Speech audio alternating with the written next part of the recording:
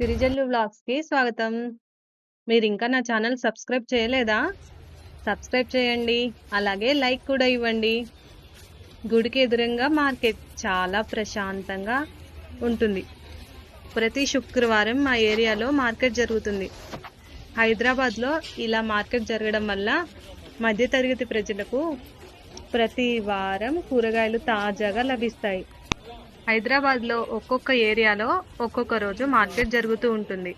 ఇక్కడ మేముండే ఏరియాలో శుక్రవారం మార్కెట్ జరుగుతుంది. ఇక్కడ తక్కువ రేటుకే పండ్లు, కూరగాయలు దొరుకుతాయి.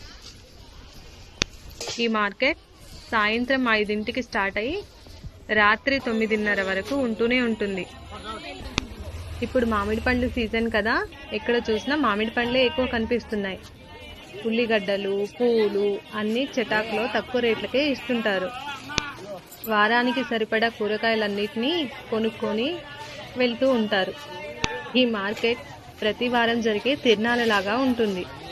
అపార్ట్మెంట్లో వాళ్ళు 2-3 కలిసి వెళ్ళి మాట్లాడుకుంటూ నచ్చిన కూరగాయలు వారానికి సరిపడు తెచ్చుకుంటాం. రేట్లు కూడా బయట షాపుల్లో కన్నా రీజనబుల్గానే ఉంటాయి.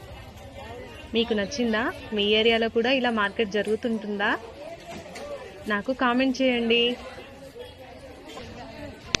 ఇక్కడ మామిడికాయలు 100కు కేజీ అంటున్నారు. ఇక్కడ కావాల్సిన అన్ని స్టీల్ సామాన్లు ఉంటాయి. కొనడమేమో కానీ చూడడానికి మాత్రం చాలా సంతోషంగా అనిపిస్తూ ఉంటుంది. బట్టలు చాలా తక్కువ రేటుకే ఇస్తారు. అల్లం వెల్లిపాయ. నేను ఒక తోటకూర మాత్రం తీసుకున్నాను. ఆకుకూరలు మార్కెట్ ఉన్నప్పుడు చాలా ఫ్రెష్గా మంచిగా తక్కువ రేటుకి దొరుకుతాయి. పక్కనే గుడి కూడా ఉండటం వల్ల గుడికి వచ్చి కావలసిన కూరగాయలు తీసుకొని వెళ్ళొచ్చు.